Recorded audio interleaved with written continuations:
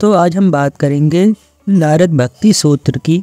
यह एक अद्भुत ग्रंथ है जो भक्ति को समझने और उसे अपने जीवन में उतारने की कला सिखाता है। इस ग्रंथ को नारद मुनि ने लिखा है और इसमें 84 सूत्र है जिनमें भक्ति की महत्ता, स्वरूप और उस तक पहुँचने के तरीके समझाए गए हैं। भक्ति की परिभाषा और महत्व। नारद भक्ति सूत्र का पहला सूत्र है अथातो भक्ति व्याख्यास्याम।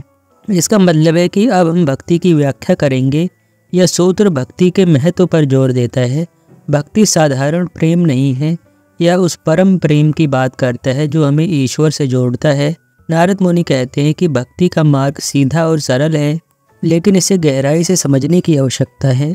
अगला सूत्र है सा तु आस्मिन् परम प्रेम रूपा। इसका अर्थ है भक्ति परम प्रेम का रूप है, यानी ईश्वर के प्रति अनन्य निस्वार्थ प्रेम है।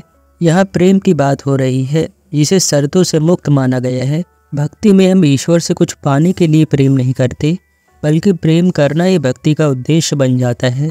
भक्ति का स्वरूप। नारद मुनि अगले सूत्र में कहते हैं अमृत स्वरूपा च, यानी भक्ति अमृत का रूप है। अमृत यानी अमृतत्व, और इसका मतलब है कि जो व्यक्ति भक्ति में लीन हो जाता है वह मृत्यु के बंधनों से मुक्त हो जाता है। यह सूत्र इस बात पर जोर देता है कि भक्ति के मार्ग पर चलने वाले को ना तो संसार का भय होता है, ना ही मृत्यु का। यह भक्त को शाश्वत शांति और संतोष प्रदान करता है। आगे नारद मुनि कहते हैं यल्लुध्वा पुमान सिद्धो भवति अमृतो भवति तृप्तो भवति।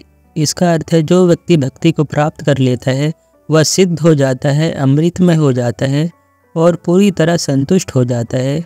यहाँ नारद मुनि हमें यह बताने की कोशिश कर रहे हैं कि जब एक बार हमें भक्ति का अनुभव हो जाता है तो संसार की सारी इच्छाएं और ज़रूरतें खत्म हो जाती हैं। भक्ति ही जीवन की सबसे बड़ी उपलब्धि बन जाती है। नारद मुनि भक्ति सूत्र में कहते हैं यथा व्रज गोपिका नाम। इस सूत्र में नारद मुनि ने गोपियों की भक्ति का उदाहरण दिया है। गोपियाँ श्री कृष्ण से अद्वितीय प्रेम करती हैं। यह प्रेम निस्वार्थ और पूर्ण समर्पण से भरा है। नारद मुनि कहते हैं कि गोपियों का यह प्रेम भक्ति का सर्वोच्च रूप है। उन्होंने कृष्ण से प्रेम में ना तो कुछ मांगा और ना ही किसी की अपेक्षा रखी, बल्कि उनका प्रेम श्री कृष्ण के प्रति पूर्णतः समर्पित था। यही असली भक्ति है, जहाँ प्रेम ही ईश्वर की प्राप्ति का माध्यम बन जाता है। अब बात करते हैं उस सूत्र की जिसमें भक्ति और ज्ञान के संबंध में चर्चा की गई है। तस्य ज्ञानम एव साधन मिति कैश्चित का अर्थ है कि कुछ आचार्य मानते हैं कि भक्ति के मार्ग में ज्ञान ही साधन है। भक्ति और ज्ञान एक दूसरे से जुड़े हुए हैं। जब हम ईश्वर के बारे में ज्ञान प्राप्त करते हैं तो हमारी भक्ति गहरी हो जाती है। ज्ञान वह साधन है जो हमें भक्ति तक पहुंचने में मदद करता है। लेकिन कुछ विद्वान ये भी मानते हैं कि भक्ति और ज्ञान परस्पर आश्रित हैं, यानी भक्ति ज्ञान को उत्पन्न करती है और ज्ञान से भक्ति को बल मिलता है।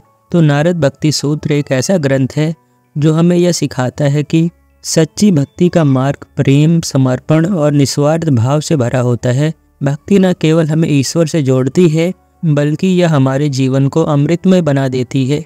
नारद मुनि ने इस ग्रंथ के माध्यम से हमें बताया है कि भक्ति ही वह साधन है जो हमें मोक्ष और शाश्वत शांति प्रदान कर सकती है।